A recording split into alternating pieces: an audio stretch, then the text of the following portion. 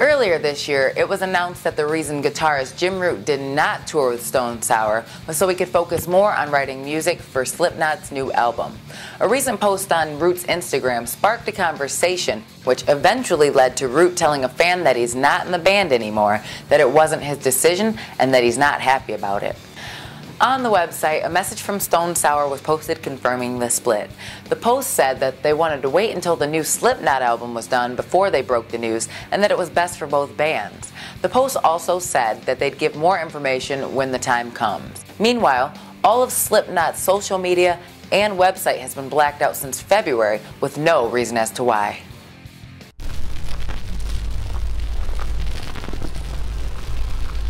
In my years of being a DJ, I found that the most requested Chevelle songs come from their second album, Wonder What's Next, such as The Red, Comfortable Liar, Closure, and Send the Pain Below. The band's newest release, La Gargola, makes their 7th studio album, and I feel it's one of the best yet. It's got that old school Chevelle feel that people easily identify the trio with, yet it's still a progression forward, not just a copy of their old stuff. Right from the start, Ouija Board is a solid, energetic, heavy intro true to Chevelle's sound. We move on to track number 2. An Island, which is more melodic with in-your-face guitar right from the start and a pre-chorus that's just long enough to catch your breath. Take Out the Gunman, the lead single that peaked at #1 on the modern rock charts, is a fine representation of the entire album.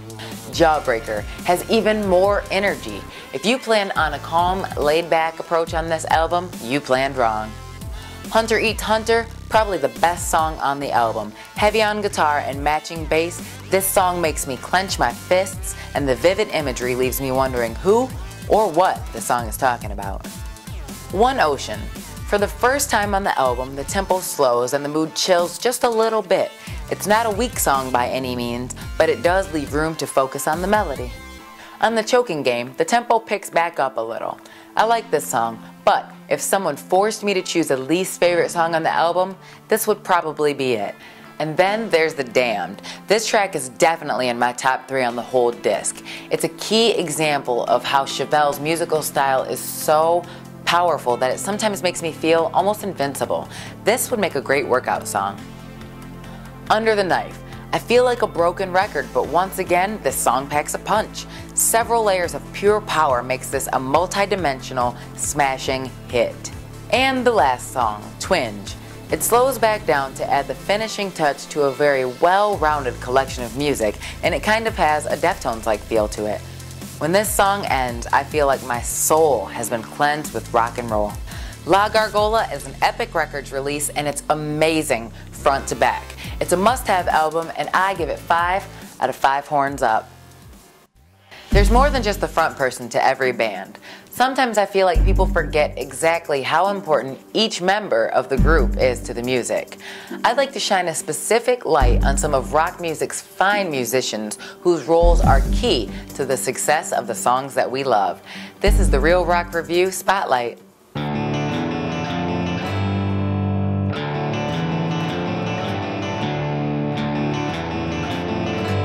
Today we point the spotlight at Chris Howellworth, the lead guitarist and co-founder of In This Moment. Howellworth met the beautiful and amazingly talented Maria Brink through mutual friends in 2005. He writes and does backing vocals and is endorsed by Schecter Guitars. He has a sexy 7-string signature guitar called the Chris Howellworth V7, which is available through the company. Howellworth told Guitar World that some of his influences include George Lynch, Warren DeMartini, and Marty Freeman, and that some of his favorite bands are Kiss, Motley Crue, and Van Halen. He told Loudwire that growing up with these guys as influences, he never really thought about having a female singer as a frontperson for his band. He was never against it though, and in the end, he says his partnership with Maria is one of the best things that has ever happened to him. Well, Chris, I agree. I wish you and the rest of In This Moment the best of luck working on the new album. The band is currently working with producer Kevin Churko and has signed a deal with Atlantic Records. They say everyone's got a look-alike in the world, and funny man Will Ferrell and Red Hot Chili Peppers drummer Chad Smith have found their match. The two made an appearance on The Tonight Show starring Jimmy Fallon wearing matching outfits and engaged in one of the most memorable drum battles ever.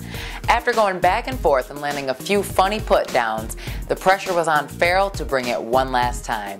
That was enough to provoke him to bust out the old, faithful cowbell. The crowd went nuts as the rest of the Chili Peppers appeared on stage to play Blue Oyster Cult's Don't Fear the Reaper and recreate the classic Saturday Night Live skit from 2000. I consider that a win for everyone. Today's rock fail comes from the 2014 Rock and Roll Hall of Fame induction ceremony. The remaining members of Nirvana chose to have chicks stand in and sing in place of the late Kurt Cobain.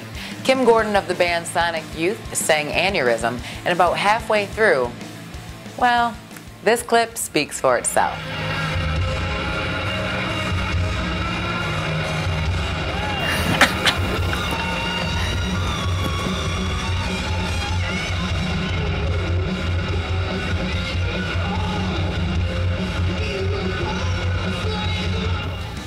Rock fails, rock falls, same thing.